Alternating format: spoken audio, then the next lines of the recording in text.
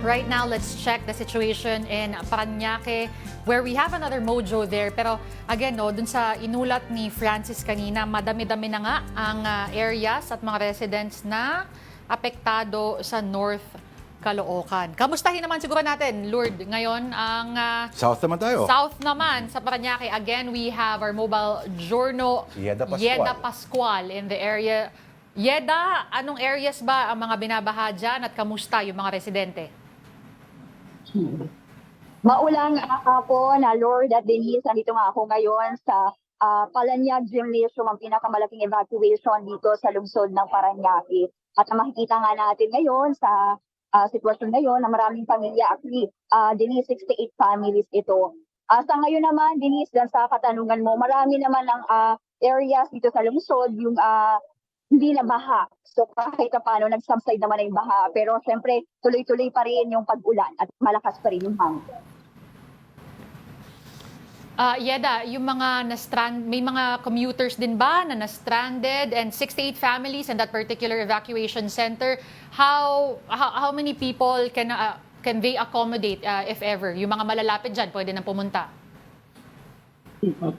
Yes, Denise, meron talaga mga na-stranded, pero ang sabi naman sa atin ng PDRMO, ayun na, talaga naman sila ng mga 6x6 truck mula yan sa SM Sucat, papuntang Evacom para maghatid na ng libreng sakay. So sabi nila, mga mahigit 50 katao din daw yung kanilang naisakay. Pero sa ngayon, naka-standby na lang sila dahil nga humupa naman na yung baha dyan sa kaabaan ng Dr. A. Santos Avenue. At dito naman din sa Parañaque, meron namang 6 na evacuation center na ready yung lungsod. So hindi naman sila magpisiksikan dito.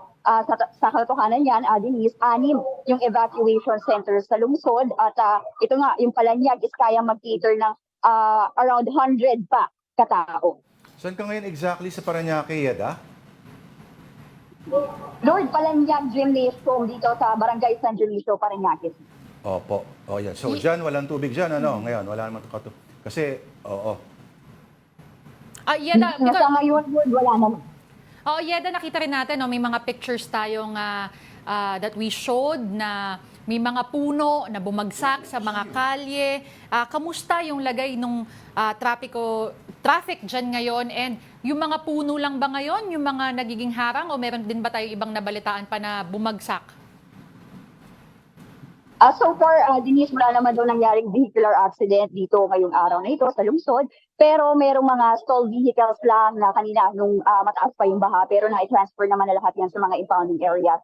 Sa ngayon, ang inaayos na lang ng lungsod, ng sentro, ayun nga, yung mga debris, yung mga punong nagbagsakan sa kalsada.